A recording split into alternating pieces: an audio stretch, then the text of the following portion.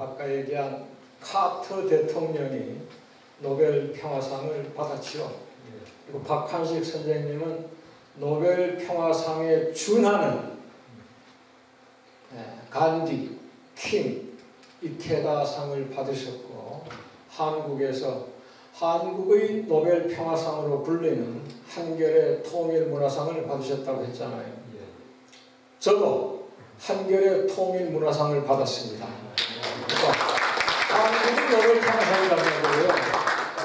그래서 제가 우리 박한 선생님한테 그 상은 제가 선배입니다 했습니다. 선생님은 21년 받으시고 저는 19년에 받았거든요. 제 사랑 그만하고요. 아까 박한 선생님께서 처음에 평화라는 개념을 소개하셨습니다. 선생님이나 제가 공부하는 평화학 분야에서는 평화를 크게 두 가지로 나눕니다. 일반적으로 우리가 얘기하는 평화라고 하는 것은 전쟁이 없는 상태를 가리키죠. 그래서 아까 말씀하셨어요. 그러니까 전쟁이 없다고 평화라고 얘기할 수 있느냐. 그래서 이 평화학을 보건학과 비교하는데 우리가 심각한 질병, 소위 불치병, 암 같은 거를 갖지 않다고 해가지고 내가 건강하다고 얘기하기는 곤란하지 않느냐 이런 논리죠. 그래서 1950년대, 60년대부터 북유럽을 중심으로 평화학이 발달했는데 거기에서 말하는 평화는 전쟁이라는 끔찍한 폭력뿐만 아니라 전쟁으로 치달을 수 있는 모든 종류의 폭력, 갈등과 분열도 포함해가지고 이런 게 없어지는 상태가 진정한 평화라는 거죠. 그래서 앞에 말하는 전쟁이 없는 상태로서의 평화를 소극적 평화, 영어로 한다면 negative peace라고 하고요. 전쟁뿐만 아니라 모든 종류의 폭력이 없어지는 상태를 진정한 평화라고 하는데 그거를 적극적 평화, positive peace라고 합니다. 그런데 우리 한반도에서는 적극적 평화는 말할 것도 없고 소극적 평화도 지키기 어렵습니다. 지금 바로 2023년 2월 3월 핵전쟁 먹구름이 닥치고 있습니다.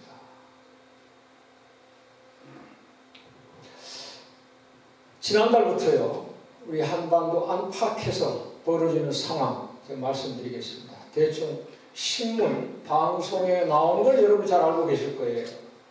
먼저 북쪽에서 미사일 도발, 저는 도발이라는 말을 싫어합니다만 우리 언론에서 쓰고 있기 때문에 그대로 옮기겠습니다. 엄청나게 했습니다. 첫 번째, 대륙간 탄도미사일을 시험 발사했어요. 대륙간 탄도미사일이 얼마나 무시무시한 무기인 줄 아세요? ICBM, Intercontinental Ballistic Missile이라고 하죠. 태평양이나 대서양을 넘어서 다른 대륙으로까지 날아가는 장거리 미사일입니다. 그만큼 멀리 날아가기 때문에 속도가 엄청나게 빨라요. 이번에 북쪽에서 발사했다는 대륙간 탄도미사일 속도가 마하 22로 나왔습니다. 마하 1이 1224km예요. 여러분 여기 오실 때 자동차 대략 한 55에서 65마일 사이에 오시니까 대략 시속 100km입니다. 미국 안에서 민간 항공기 대략 한 700~800km 나와요. 제가 한국 갈 때 탈 비행기 시속 한 1000km 나옵니다. 근데 마하라는 건 이제 말 그대로 음속, 소리의 속도잖아요. 군대에서 이걸 마하로 표기하는데 미사일 하면은 보통 초음속이라고 합니다. 슈퍼소닉이라고 하죠. 5마하 안팎입니다. 일반 미사일이. 5마하면 시속 한 6000km 돼요. 시속 6000km. 마하 10이면 얼마예요? 보통 그부터를 극초음속이라고 합니다. 하이퍼소닉이죠. 마하 10이면은 12000km예요. 1분에 200km를 날아갑니다. 근데 북쪽에서 쏘아올린 ICBM 속도가 22마하라고 하는 거예요. 얼마예요? 대략 27,000km 나옵니다. 저 계산 빠르죠? 상고 출신이거든요. 초등학교 때 유단자였어요, 조상. 평양과 워싱턴 거리가 대충 14,000km 안팎이라고 해요. 다시 말해서 평양에서 ICBM을 쏘면 미국 땅에 30-40분이면 온다는 얘기입니다. 물론 그 사이 미국이 가만히 있겠어요? 한반도에서 알래스카에서 계속 쏘아주려고 하겠죠. 못 쏩니다. 극초음속 미사일은 방어하지 못합니다. 워낙 빠르기 때문에. 그리고 이건 다탄두 미사일입니다. 다탄두, 멀타이, 워헤드라는 소리예요. 한 개가 달린 게 아니라 폭탄이 5개, 10개 달렸단 말이에요. 어떻게 쏘겠어요? 방어할 수 없습니다. 두 번째 또 쏘아올렸다는 게 크루즈 미사일이라고 하는, 우리말로는 순항 미사일이라고 해요. 순하게 날아간다 이거예요. 크루즈. 그러니까 탄도 미사일은 저 높이 수백 킬로, 수천 킬로미터 올라갔다가 떨어지는 건데 포물선을 그리면서, 순항 미사일은 그냥 일반 비행기처럼 날아가는 거예요. 바로 지상 10m, 100m 그냥 떠다니는 겁니다.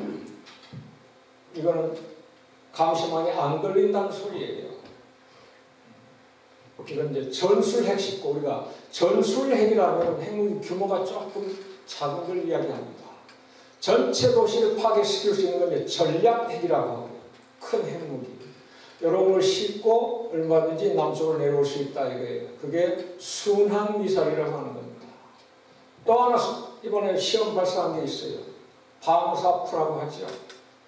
전술 핵무기를 싣고 날아가는 로켓입니다. 다연장 로켓이라고 하는데, 이런 것을 계속 지금 2월에 발사해 봤습니다. 아까 박한 선생님이 북한도 이제 선제 공격할 수 있다고 했잖아요. 이 선제 공격은 2001년도에 미국의 아들 부시가 했던 말입니다. Preemptive Strike이라고 하죠. 세계 소위 테러리스트들이 미국의 테러를 가할 조짐이 보이면, 테러를 하면이 아니라 사인, 심부텀이 보이면 먼저 가서 폭격하겠다는 거예요. 그게 프리엠티브 스트라이크입니다. 그러니까 아까 박 선생님 말씀대로 북한이 미국의 공격을 당하고 나서 대받아치겠다는 게 아니라 우리도 먼저 공격할 수 있다. 미국이 우리를 공격이라고 하려고 한다면 그러한 준비를 하고 있다는 거죠. 물론 프리엠티브 스트라이크라는 건 어느 나라도 다 마찬가지예요. 미국이 2001년 주장했고 중국도 마찬가지고 북한도 이걸 이번에 공식적으로 채택한 겁니다. 근데 굳이 남북 사이에 전쟁이 터진다면은 북한이 뭐 그렇게 ICBM이다, 무슨 뭐 중거리, 단거리 탄도미사일이다, 순항미사일이다 이런 거 쏠 필요 없어요. 대포만 있으면 충분합니다. 우리 한반도 길이가 얼마나 됩니까? 애국가에 나오는 무궁화 삼천리 활약하는 삼천리가 1200km입니다. 신리가 4km니까요. 북쪽 끝에서 남쪽 끝까지 1200km밖에 안 돼요. 근데 전쟁 터지면 북한이 함경도 끝에 가가지고 남쪽 끝으로 쏠까요? 휴전선 넘어서 서울로 쏘면 되지요. 휴전선에서 서울까지 100km 안팎입니다. 우리 남쪽 인구 5200만이에요. 그 중에 거의 절반이 서울 경기 지역에 살고 있습니다. 이러한 상황에서 무슨 중거리, 장거리 미사일이 필요하냐 이거예요. 휴전선 건너에 수백 대포가 있어가지고 일본인은 수백 발이 날아가는데 서울 불바다 됩니다. 물론 평양도 잿더미가 되겠지요. 근데 전쟁이 만약 터진다고 한다면은 남쪽이고 북쪽이고 불바다 되고 잿더미 되는 겁니다. 그런데 이러한 위험한 상황이 벌어지고 있단 말이에요. 여러분은 신문을 통해서 북한이 미사일 도발하는 것만 보고 계실 거예요. 신문에 안 나는 거 얼마나 많은 줄 아세요? 우리 남한과 미국이 1년에 2차례 대규모 연합군사훈련을 실시합니다. 한 번은 3월이고 한 번은 8월이에요. 지금 3월이잖아요. 13일부터 23일까지 11일 동안 훈련 예정되어 있습니다. 물론 1년에 수십 차례 수백 차례 합니다. 아주 대규모로 하는 게 2번이라는 소리예요. 이미 2월에 한미 연합 공중훈련이 벌어졌고 해상훈련이 벌어졌어요. 해상에서는 일본까지 참여했습니다. 지난 2월 우리 남한 국방부가 발표한 국방백서에 보면은 북한 지도자들과 정권 주적으로 규정했습니다. 일본은 가까운 이웃 국가라고 했어요. 그리고 이번 3.1절 윤석열이 기념사를 통해서 뭐라고 했습니까? 일본은 앞으로 우리가 협조해야 할 동반자라고 했습니다. 일본은 친구가 되고 북한은 적이 되어버린 거예요. 그래서 군사훈련까지 일본은 끌어들이고 있다는 거. 바다에서나 공중에서나. 그리고 2월 초부터 지금까지 무시무시한 훈련이 전개되어 왔습니다. 뭔지 아세요? 과학에서는 요즘 쓰질 않습니다. 하고 끔찍하니까. 참수작전이라고 합니다. 참수가 뭐예요? 목을 잘라버린다는 거예요. 그러니까 점잖게 말하면 북한 지도부 제거 작전입니다. 그 작전이 이번 3월 연합훈련에 포함되게 됩니다. 이미 공언했어요. 그러니까 남한과 미국은 끊임없이 훈련을 하고 북한은 끊임없이 도발을 합니다. 우리 남쪽과 미국은 아무리 대규모 군사훈련해도 그건 연례훈련입니다. 북한은 한 번을 쏘든 두 번을 쏘든 그건 도발입니다. 좋아요. 우리 언론이 그렇게 표기하니까.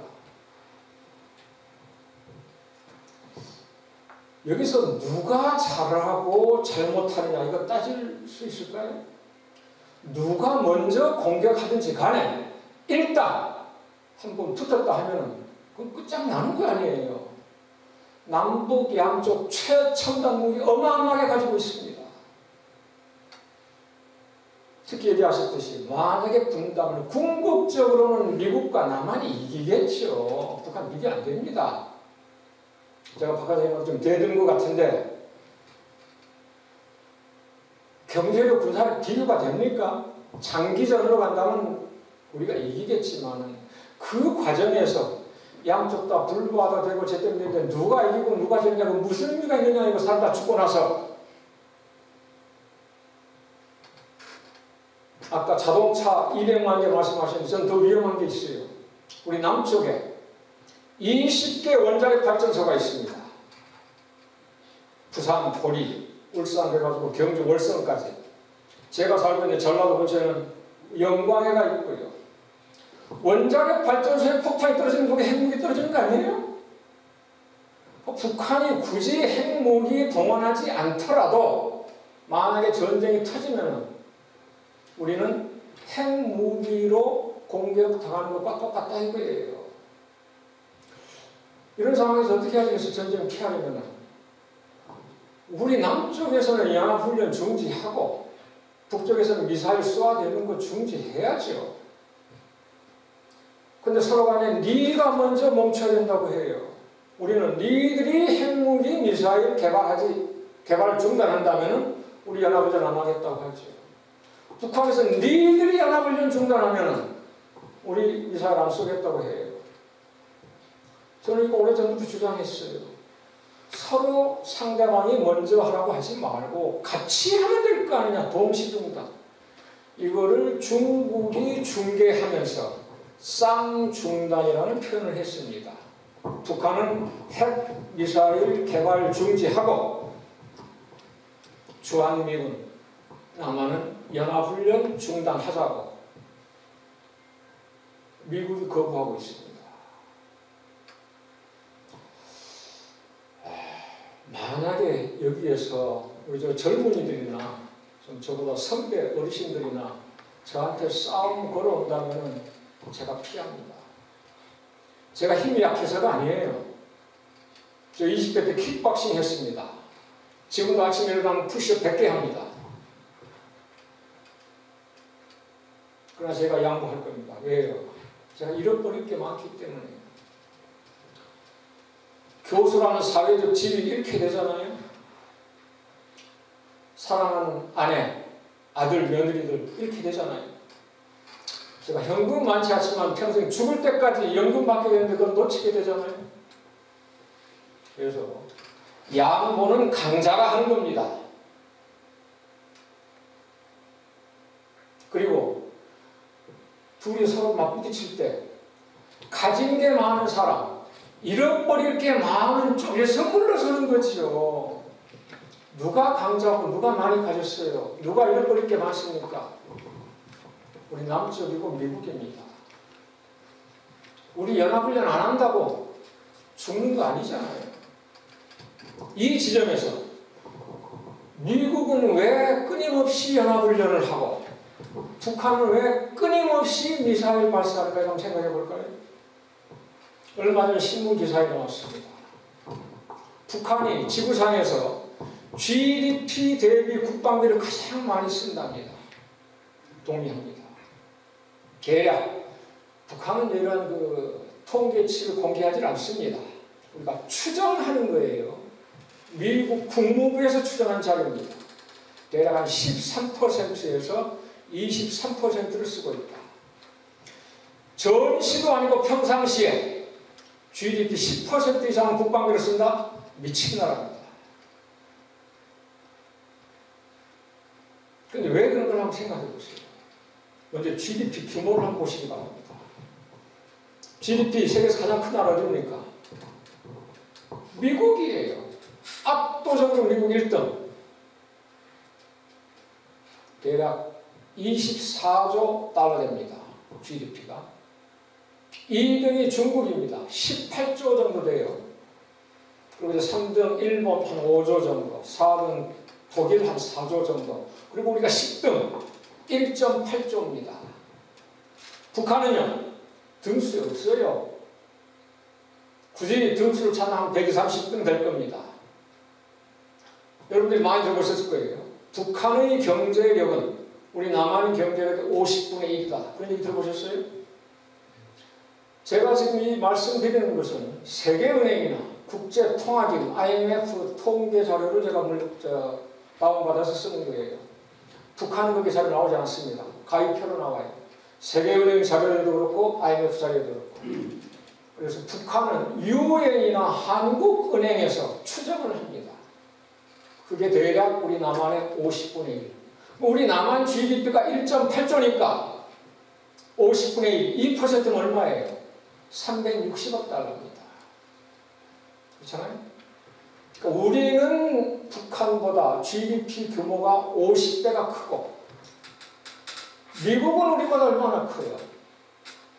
대략 한 15배 정도. 그러니까 24조, 우리가 1.8조니까 북한은 그런 나라를 상대하고 있어요. 근데 이 GDP에서 쓰는 국방비가 얼마냐고요? 북한은 무려 15% 쓴다 이거예요. 15%는 얼마예요? 360에 15%. 50억 달러입니다. 50억 달러. 다 계산이 되잖아요. 미국은요, 24조에 3.5% 한번 국방비를 씁니다. 3.5%밖에 안 써요. 북한이 15%를 쓰는데. 근데 그 액수가 얼마예요? 8천억 달러입니다. 우리 남한은요, 우리는 3% 좀 안 씁니다. 2.7, 2.8%를 써요. 1.8조에 2.8%면 얼마예요? 500억 달러입니다. 계산이 됩니까? 북한 국방비는 50억 달러. 우리 남한 국방비는 500억 달러. 미국 국방비는 8천억 달러.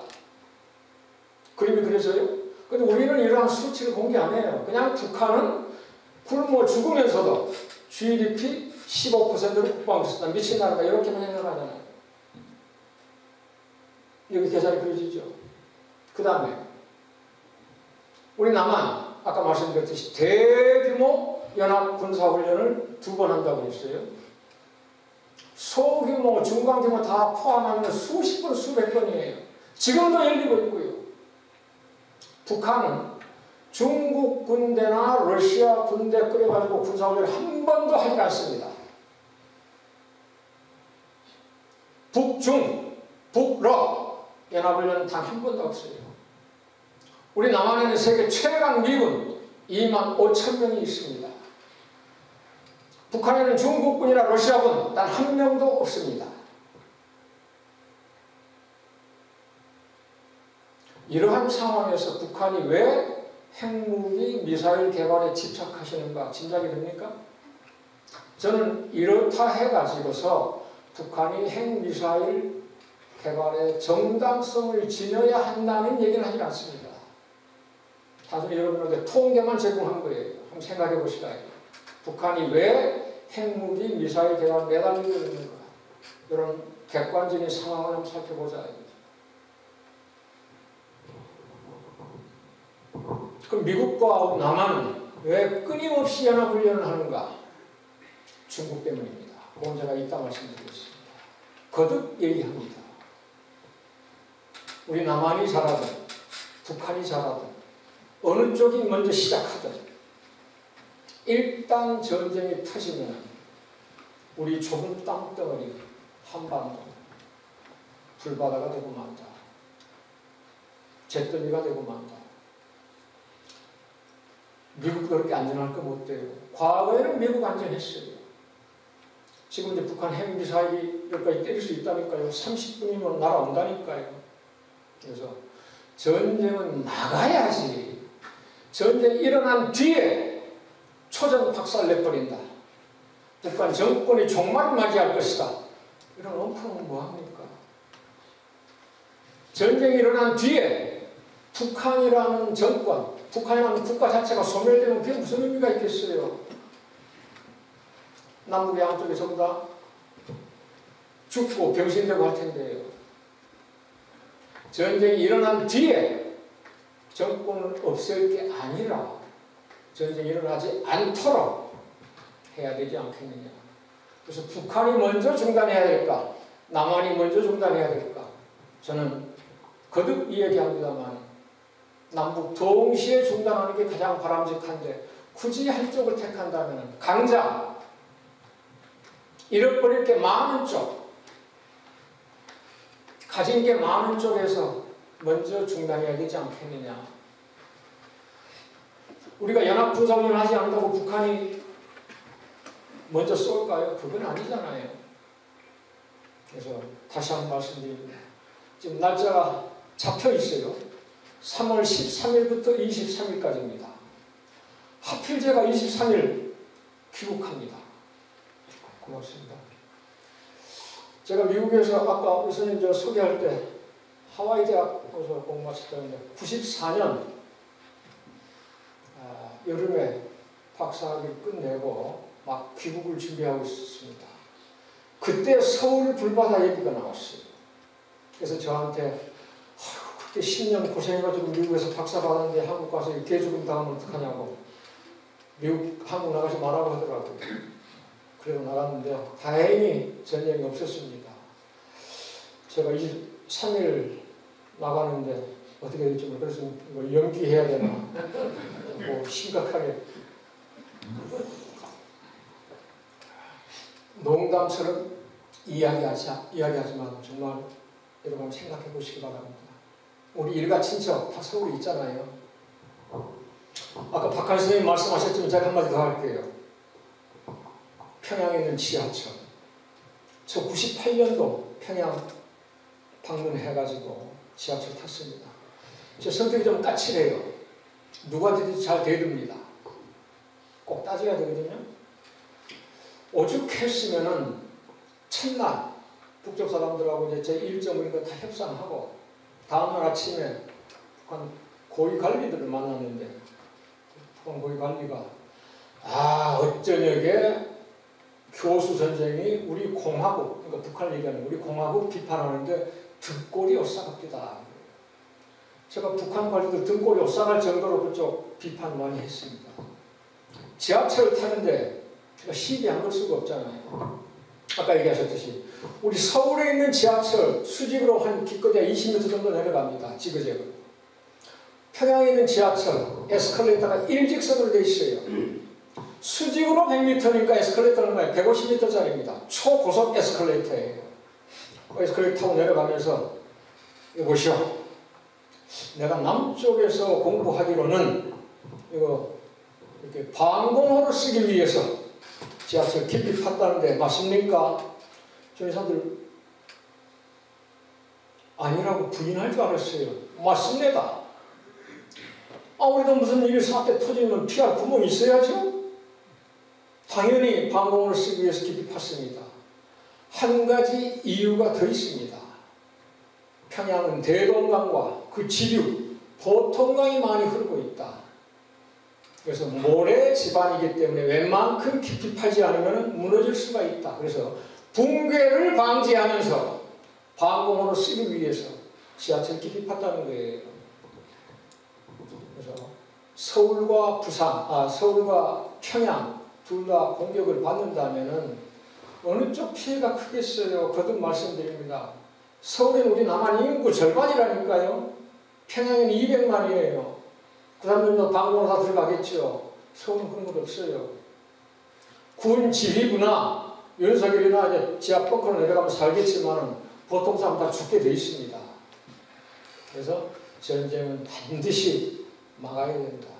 일어나서 없애는 것보다 일어나기 전에 예방해야 된다. 또 하나 전쟁 위기가 닥쳐오고 있습니다. 지금 이건 당장 남북관계 지금 우리한테 좀 닥쳐오는 거고요. 앞으로 3, 4년 뒤에 닥칠 위기입니다. 먼저 진정하시겠죠? 미국과 중국의 패권 경쟁 때문입니다. 요거를 말씀드리기 위해서는 제가 일단 중국을 먼저 말씀드려야 될 것 같아요. 중국이 엄청난 속도로 성장해왔습니다. 쇼핑 때 개혁 개방을 시작하면서 그때부터 무려 한 30년 이상 연평균 10% 경제 성장을 이뤘습니다. 우리같이 조그만 나라가 70년대 박정희 정권 때, 80년 전두환 정권 때 10% 성장 몇 년 했어요. 우리 인구 거의 30배, 미국이 3.5억이니까 미국 인구 4배에 달하는 14 내지 15억 인구를 가진 중국이 3, 4년이 아니고 3, 40년 동안 연평균 10% 경제 성장을 이뤘다는 거예요. 그래서 어떻게 됐어요? 2000년대 들어와가지고 70년대부터 세계 경제를 이끌어오는 G7 자본주의 선진국들을 전부 다 따라잡았습니다. 2005년 프랑스 잡고 2006년 영국 잡고 2007년 독일 잡고 2010년 일본을 따라잡으니까 그때부터 G2라는 말이 생겼어요. 차이메리카라는 말이 만들어졌고요. 차이나하고 아메리카가 세계를 이끌어간다는 거죠. 2012년 중국이 세계 제1 무역국이 됐습니다. 미국을 앞서가지고. 중국이 세계 공장 겸 시장이 된 겁니다. 그래서 지금까지 미국은 군사적으로 지구상에 한 100개 나라와 동맹 또는 동반자 관계를 맺고 있어요. 지구상의 국가가 대략 한 200개쯤 됩니다. 그 중에 절반이 미국과 군사적으로 친구라는 소리예요. 200개 국가 가운데 140개 내지 150개가 중국과 미국을 가장 많이 하고 있습니다. 그러니까 군사적으로는 미국 친구, 경제적으로는 중국 친구, 이러한 현상이 빚어지고 있는 거예요. 2014년도에 중국이 미국을 앞섰습니다. 아까 제가 말씀드린 미국 24조, 중국 18조는 세계은행에서 산출하는 GDP입니다. 그냥 일반 환율로 하는 거예요. Market Exchange Rate라고 하는데요. MER. 우리 귀에도 익숙한 IMF, 국제통화기금에서는 이것보다도 구매력, Purchasing Power로 GDP를 평가합니다. 이 GDP에 따르면 2014년 중국이 미국을 앞섰습니다. 그래서 2022년 현재 중국은 30조, 미국은 24조. 그래서 GDP를 어떻게 계산하느냐에 따라서 미국 1등, 중국 2등이 되기도 하고 중국 1등, 미국 2등이 되기도 하는 겁니다. 중국이 이렇게 급속도로 성장하는 경제력을 바탕으로 군사력까지 증강하고 있습니다. 당연한 것 아니겠어요? 물론 아직까지는 중국의 군사비가 1년 3천억 달러 수준입니다. 미국은 8천억이고. 그래서 1등부터 10등까지 놓고 볼 때 2등 중국부터 10등 우리까지 전부 다 국방비를 합하면 미국 국방비하고 비슷해집니다. 그렇지만 중국이 하여튼 급속도로 경제력을 바탕으로 군사력을 키우고 있기 때문에 미국이 긴장하는 거지요. 중국이 목표를 두 개 세워놨어요. 중국이나 북한처럼 사회주의를 지향하는 국가에서는 국가보다 정당이, 당이 위에 있습니다. 그래서 북한은 조선노동당이 이끌어가는 거고 중국은 CCP라고 하죠. 중국 공산당이 이끌어가는 겁니다. 시진핑이나 김정은이나 중국 공산당, 조선노동당에서 나오는 권력을 가지고 국가를 이끌어가는 거예요. 그 중국 공산당이 1921년에 생겼어요. 1917 러시아 혁명 나고 나서 4년 후입니다. 그때 마오쩌둥을 포함해서 50명이 주동자가 됐는데 그 공산당이 1949년 장제스가 이끄는 국민당을 대만으로 쫓아내고 본토에 중화인민공화국을 세운 거 아니에요. 그래서 중국에서 가장 중요한 집단은 이 두 개입니다. 중국 공산당과 중화인민공화국. 공산당이 생긴 게 1921년인데 그로부터 100주년이 되는 2021년 그때까지 중국이 중산국이 되겠다고 했어요. 중산층이 두터워지는 사회. 중국어는 샤오칸이라고 합니다. 1인당 GDP가 최소한 $10,000는 넘겨야 되지 않겠냐 이거예요. 중국 GDP가 세계 1등, 2등을 한다고 하더라도 인구가 워낙 많기 때문에 1인당 GDP는 $10,000 이제 겨우 넘었어요. 한 12,000 정도 됩니다. 미국이 한 $70,000 정도 되고 우리가 한 35,000에서 4만 정도 되고요. 근데 그 목표를 2021년으로 세웠는데 2년 전이죠. 달성했습니다. 그리고 중화인민공화국이 세워진 1949년부터 100년이 되는 2049년까지 세계 제1위 되겠다는 거예요.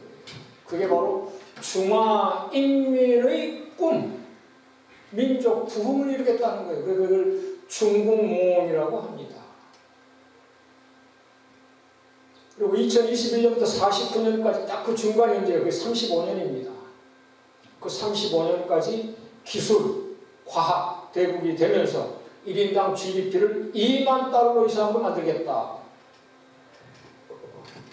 이렇게 목표를 세워놓으니까 가장 긴장하는 나라가 어디라고요? 미국입니다. 왜 그러겠어요? 미국은 1945년 2차 세계대전이 끝난 뒤부터 소련과 함께 전 세계를 지배해왔습니다. 냉전 시대였죠. 그러한 소련이 1991년 망했어요. 소련이 망하니까 미국이 세계 유일의 초강대국, the only superpower로 남았어요. 그래서 92년 세계 전략을 짭니다. 유럽에서는 러시아를 견제하고 아시아에서는 중국을 견제하면서 세계 1등 자리를 놓치지 않겠다는 거예요. 냉전 시대처럼 소련처럼 미국에 도전하는 나라 용납하지 않겠다는 겁니다. 그러다 보니까 지금 전쟁이 터지는 거예요. 1990년 동독이 무너지고 독일이 통일되면서 소련의 동일을 구하기 위해서 미국이 약속을 한 게 있어요. 나토가 북대서양 제약기구가 동쪽으로 1인치도 나아가지 않겠다고 했습니다. 소련한테 걱정하지 마라 이거예요. 독일이 통일되더라도. 서유럽에서 우크라이나까지 2,500km 안팎입니다. 2,500km가 얼마예요? 250만 미터예요. 그걸 센티미터로 보시면 어떻게 돼요? 2억 5천 센티미터입니다. 그게 바로 1억 인치예요. 나토가 1인치도 동진하지 않겠다고 했는데 1억 인치를 동진한 것 아니에요. 1990년대 과거 소련의 동맹이었던 헝가리, 폴란드, 체코슬로바키아 나토를 편입했잖아요. 2000년대 들어가지고 그런 동유럽 위성 국가들뿐만 아니라 과거 소련의 일원이었던 조지아까지 나토를 편입하려다가 조지아 전쟁이 터진 거 아니에요? 그 다음에 우크라이나를 나토를 편입하겠다고 해가지고 소련이 러시아가 반발한 거 아닙니까? 여기서 푸틴을 두둔하는 것 아닙니다. 어떠한 이유가 있더라도 다른 나라를 침공한다는 거 이거 용납받지 못할 죄입니다. 하지만 푸틴이 우크라이나를 침공한 배경이 어디 있느냐 이거예요. 빌미가. 나토의 확장 아니겠어요? 푸틴이 우크라이나를 침공하기 전에 미국과 우크라이나의 최후 통첩을 보냈어요. 첫째, 우크라이나를 나토에 편입시키려는 움직임 중단하라 이거예요. 동유럽 계속 소련 가도 러시아 가까이 나토 무기 배치하지 말라 이거예요. 러시아 바로 턱밑 흑해에서 연합군사훈련 하지 마라 이거예요. 러시아가 위협하니까 미국이 듣지 않았습니다. 거부했어요. 그래서 푸틴이 침공한 겁니다.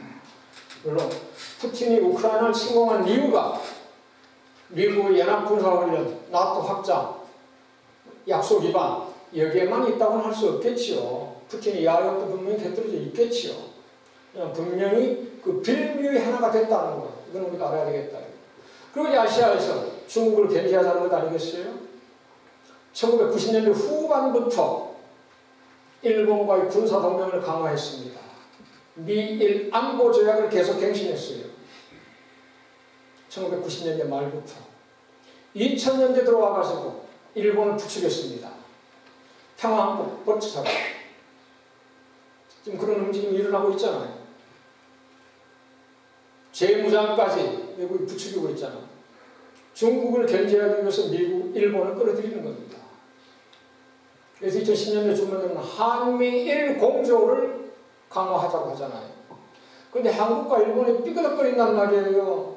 독도 문제로, 위안부 문제로, 역사 왜곡 문제로. 그러니까 미국이 점잖게 한마디 한 거 아니에요. 우리 자꾸 싸우지 말고 힘을 합쳐야지.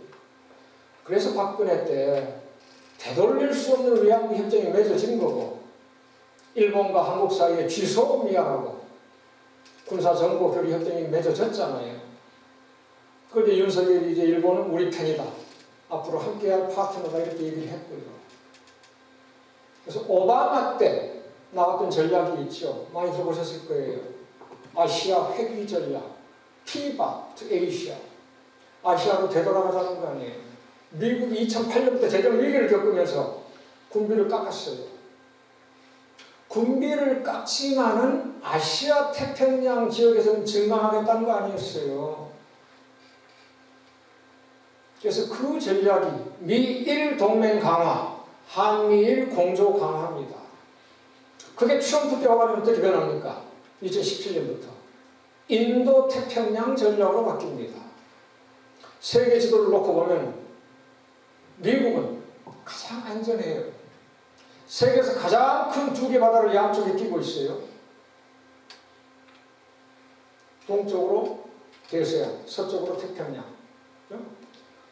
북쪽으로 캐나다, 남쪽으로 멕시코 접하고 있는데 캐나다나 멕시코 군사력 없어요. 미국의 한주 군사력보다 약합니다. 근데 중국은 미국과 땅덩이가 비슷해요. 크기가. 세계 네 번째잖아요. 첫 번째 러시아, 두 번째 캐나다, 세 번째 미국, 네 번째 중국이란 말이에요. 그런데 중국은 대륙국가이기 때문에 14개 국가와 국경을 접하고 있어요. 바다가 막혀 있습니다. 오른쪽으로 가려니까 동중국해, 타이완이 가로막고 있죠. 일본이 나오죠. 우리 한반도도 나오고요. 그래서 중국과 일본이 지금 갈등을 일으키고 있는 센카쿠, 다오이다오, 그 지금 미국이 요거 만약 분쟁이 나면 미국이 일본 지원하겠다는 것 아니에요? 그래서 동중국해로 막혀 있어요. 남중국해로 나오려니까 왼쪽으로 베트남, 오른쪽으로 필리핀, 아래로 뉴질랜드, 보르네오, 그 밑으로 오스트레일리아, 인도 이렇게 쭉 나온단 말이에요. 이게 인도양으로 연결된 거고. 그래서 이제 미국이 항해의 자유를 외치면서 동중국해, 남중국해, 대만 해역까지 계속 그냥 항공모함을 왔다 갔다 하고 한 거 아니에요. 그래서 오바마 때 시진핑이 회담을 하면서 얘기를 했어요. 태평양은 미국과 중국이 공동으로 쓰더라도 충분할 만큼 넓지 않느냐. 그러니까 태평양으로 자기들 나가려고 하는 게 막지 말라는 소리죠. 오바마가 뭐라 그랬어요? 콧방구 꼈지요. 이렇게 미국이 봉쇄하고 있습니다. 그래서 이제 바이든 정부 들어가면 어떻게 됐어요? 그게? 그 인도 태평양 전략이 쿼드로 발달된 겁니다. 쿼드, 네 개라는 뜻이죠. 인도양의 인도와 호주, 태평양의 일본과 미국이 네 개의 나라가 힘을 합쳐서 중국을 봉쇄하겠다는 거 아니에요. 그게 쿼드입니다. 우리 남한이 지금 거기 들어가고 싶어서 안달을 부리고 있어요. 그리고 나토를 어떻게 했어요? 나토는 원래 소련의 팽창, 공산주의 확장을 저지하기 위해서 1949년 만들어진 거잖아요. 1949년 미국 안에서는 CIA가 만들어졌고 바깥으로는 나토가 만들어졌고, 근데 이제 나토가 소련뿐만 아니라 중국도 경쟁자, 적으로 삼아야 된다고 이미 딱 거기 명시했잖아요, 작년에. 우리 대한민국도 나토로부터 러브콜을 받고 있잖아요. 우리하고 중국 한번 생각해 보세요, 여러분. 우리는 50년대 중국하고 전쟁을 치렀기 때문에 중국 오랑캐라고 불러왔어요. 떼놈 새끼들. 중국이라는 소리도 안 했습니다. 92년에 한중 수교가 맺어졌어요. 그때부터 이제 경제 교류를 시작했는데 중국의 경제 성장 속도만큼 한중 교역 규모가 늘어났습니다. 그 전에는 우리가 미국과 일본만 상대했어요. 1. 무역 상대국 미국, 2등 일본. 그래서 동쪽으로 부산, 울산 이쪽에 공단이 막 들어선 거 아니에요. 그런데 2003년에 한중 수교가 시작된 지 10년 만에 한중 교역 규모가 한일 교역 규모를 넘어섰어요. 그 다음에 중국과의 교역 규모가 미국과의 교역 규모를 넘어섰습니다.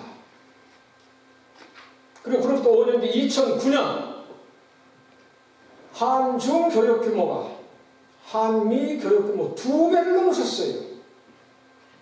다시 말씀드리면 우리가 중국하고 교역하는 그 액수가 미국, 일본과 교역하는 액수 합치고보다 더 많단 말이에요.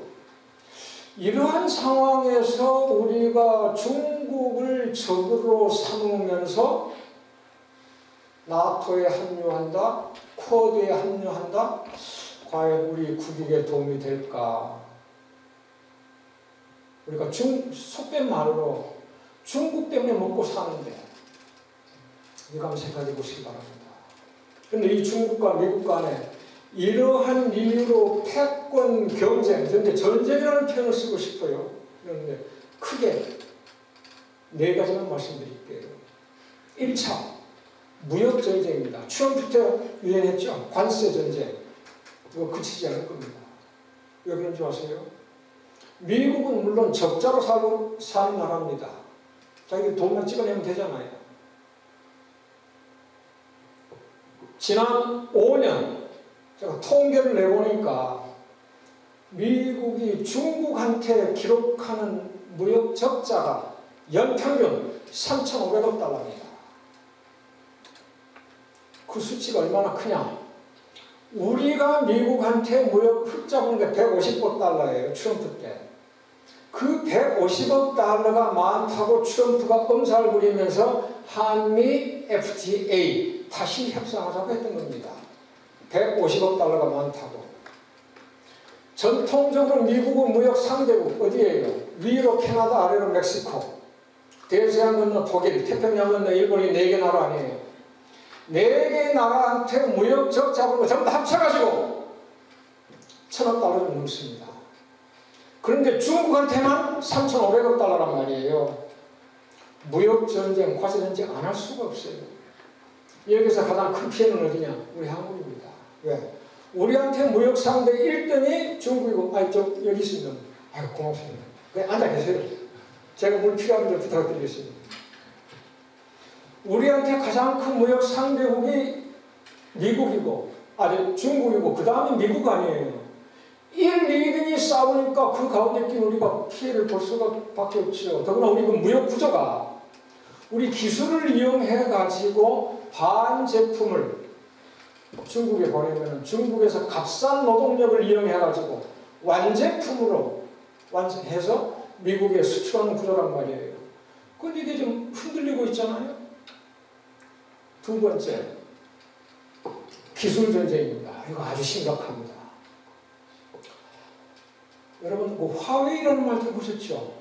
미국에서 엄청 단속하고 있잖아요. 얼마 전에 그 캐나다에서 화웨이 부대들을 그냥 체포하고, 화웨이가 5G, 5G, 그러니까 5세대 통신. 아마 여러분 스마트폰 대부분 다 5G일 거예요. 요거를 이제 세계 확산시킨 거 아니에요. 이미 점령했습니다. 전 세계 5G 통신국 60% 이상을 중국이 차지했어요. 두 번째가 인공지능입니다. Artificial Intelligence. 요즘 최신가 하여튼 인공지능 한국에서는 그거 바둑 1인자가 인공지능한테 졌잖아요. 그래서 알게 됐는데 인공지능 지금 중국이 앞서가고 있습니다. 미국을 앞질렀대요. 뭐 이걸 어떻게 평가할 것이냐에 따라 다 다르지만은 하여튼 미국하고 중국하고 치열한 경쟁을 벌입니다. 그런데 5G나 인공지능에 기본적으로 들어가는 게 반도체입니다. 세마이컨덕터, 칩이라고 하는 거죠. 그래서 미국이 지금 5G에서는 밀리고 인공지능에서는 거의 추격을 허용했고 그래서 칩을 지금 단속하는 거 아니에요. 근데 칩은 50년대, 60년대부터 미국이 설계를 독점했어요. 미국의 디자인이 있어야 됩니다. 그걸 이용해가지고 일본이 7, 80년대부터 저희 소비장애라고 하죠. 부품, 장비 이런 걸 만들어내는 거예요. 그럼 이제 그걸 바탕으로 우리 삼성에서, SK 하이닉스에서 이 칩을 생산하는 겁니다. 근데 그 칩을 생산하는 데 칩이 두 가지가 있어요. 하나는 우리 삼성 쪽에서 만드는 거고 또 하나는 대만 쪽에서 만들어내는 거고. 그래서 칩5 동맹을 맺자는 것 아니에요. 칩4가 어디예요? 미국 설계, 일본 소비장, 대만과 우리 남한의 반도체 생산, 요거를 묶어가지고 중국한테 공급망을 제한하자는 거 아니에요. 중국을 최대한 억제하겠다는 거죠. 그러니까 또 가장 큰 피해를 보는 나라가 어디예요? 남한입니다. 왜요? 우리나라 전체 무역의 20%를 차지하는 게 반도체예요. 그 중에 50% 이상, 60%까지 중국으로 수출됩니다. 중국에 수출하지 못하면 우리 이제 어떻게 되겠어요? 경제 내려가는 거죠. 그래서 지난 5년간 우리 무역 평균 500억 달러 흑자를 봤습니다. 지난 5년 동안 연평균 500억 달러 흑자를 봤어요. 작년에 470 내지 80억 달러 적자를 봤습니다. 5년 연속 500억 흑자를 보다가 갑자기 작년에 500억 달러 적자를 보니까 1000억 달러가 떨어진 거예요. 이유가 뭐겠어요? 우크라이나의 전쟁 영향은 크겠지요. 두 번째는 바로 요거지요. 중국이 저는 서서히 우리한테 한국의 수입 없이도 자기들이 버틸 수 있는 그런 거 지금 계속 짓고 있잖아요. 그래서 앞으로 우리는 중국 때문에 벌어먹고 살아왔는데 이렇게 참 어렵게 됐다는 거, 이걸 알고 계시고, 그 다음 이제 더 위험한 게 있어요. 그래도 이거는 우리가 한 숟갈 먹다가 반 숟갈 먹어도 살 수 있잖아요. 더 위험한 게 있어요. 바로 영해전쟁입니다. 동중국해, 남중국해, 대만 해역에서 미국 항공모함이 계속 왔다 갔다 하잖아요. 항해의 자유를 외치는 거죠. 그 중국이 반발하는 거 아니에요? 그러니까 바로 그냥 폭격기가 부딪힐 뻔하고 전투기가 함정이 부딪힐 뻔하잖아요. 그러다가 만약에 이것이 전쟁으로 터지면 어떻게 되겠어요? 그래서 동중국해, 남중국해가 지금 아주 세계 화약고가 돼가고 있다는 거. 더 위험한 게 있습니다. 대만입니다. 대만을 두고 미국과 중국 사이에 전쟁이 터질 수 있다는 얘기가 많이 나오고 있잖아요. 미국은 준비해야 된다고 하고. 왜 그래요? 시진핑이 대만을 침공할 수 있다, 침공할지 모른다는 것 아니에요? 2, 3년 뒤에? 근데 이걸 지금 우리 언론에서 왜곡하고 있어요. 하나의 중국 원칙으로 시진핑이 밀어붙인다고 그러는데, 하나의 중국 원칙을 여러분 알고 계셔야 됩니다. 하나의 중국, 원 차이나 팔러시. 시진핑이 갑자기 내놓은 거 아닙니다. 50년도 넘었어요. 1972년 미국과 중국이 합의한 겁니다. 역사상 최초 미국과 중국의 정상회담을 통해서 합의한 거예요. 영어로는 이것을 샹하이 커뮤니케라고 합니다. 샹하이 커뮤니케. 내용이 뭐예요? 대만은 독립국이 아니다. 중국은 일부다. A part of China. 중국은 하나다. 이거 한 게 아니에요. 그래서 그 무렵에 대만이 UN 안전보장이사회 상임이사국 자리에서 쫓겨나고, 국가도 아니니까 중국이 그 자리를 차지한 거 아니에요. 그 전까지는 UN 안보리 상임이사국 5개 자리를 차지하고 있던 게 중국이 아닙니다. 대만이었어요. 우리도 대만하고 관계를 끊었고요. 중국과의 경제관계가 더 중요하니까. 근데 미국이 조금 얄밉게 했어요. 1979년에 공식적으로 미중 수교가 이루어집니다. 79년 1월 1일자로. 근데 그와 동시에 미국이 국내법을 만들었어요. 대만을 달래기 위해서. 대만이 독립국은 아니지만 대만 안보가 중요하니까 미국이 안보를 지원한다 이거예요. 그래서 어마어마하게 미국이 대만한테 군사 물자를 팔았습니다. 첨단 무기를요. 그래서 중국이 반발한 거예요. 하나의 중국 원칙을 합의해놓고 중국은 하나라고 인정하면서 중국 일부인 대만한테 무기를 끊임없이 파는 거고 말이 되느냐 이거예요. 그래서 미국은 우리 법이다. 타이완 릴레이션 액트라고 하는 겁니다. 대만 관계법. 이게 1979년에 만들어졌어요. 72년 미중 정상회담을 통해서 원 차이나 팔러시가 합의됐고, 그러니까 2000년부터 대만에서 저희 가외리 야당 민진당이 민주진보당 세력이 집권하기 시작했습니다. 그 전까지는 중국에서 쫓겨간 국민당이 집권했잖아요. 장개석, 그 아들 장제스, 그 아들 장진고, 장경국이라고 하죠. 그 다음에 이등희까지. 그러다가 민진당에서 2000년대부터 이제 집권했어요. 그래가지고 이 사람들이 대만 독립론을 외치기 시작한 겁니다. 대만은 중국과 별개다 이거예요. 그래서 본토에는 니네 공산주의 중국이 있고, 여기 대만은 따로 우리 자본주의 정부가 있다 이거예요. 그래서 중국이 발끈한 것 아니에요. 그래서 만약에 대만이나 그 주변 국가, 미국을 가리키는 거예요. 주변 국가가 대만의 독립을 추구한다면은 중국이 무력으로 침공할 수 있다. 이것이 중국이 2005년도에 만든 반국가 분열법이라고 하는 겁니다. 그러니까 국가를 분열시키면은 중국이 가만히 있지 않겠다 이거예요. 그래서 앞으로 2024년 내년이죠. 대만에서 총통선거가 실시됩니다. 누가 총통이 될지 모르겠어요. 그리고 미국에서 대통령 선거가 열립니다. 내년 11월에. 공화당 후보가 당선되든 민주당 후보가 당선되든 중국에 대한 경제 봉쇄는 끊임없이 이어질 겁니다.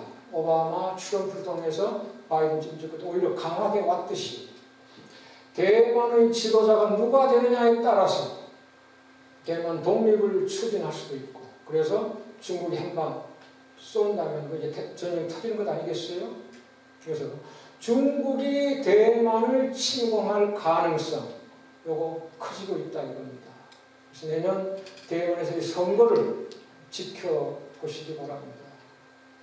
근데 만약에 대만을 두고 미국과 중국 사이에 전쟁이 터진다면 어떻게 되겠어요? 이미 미국은 그 준비하고 있어요.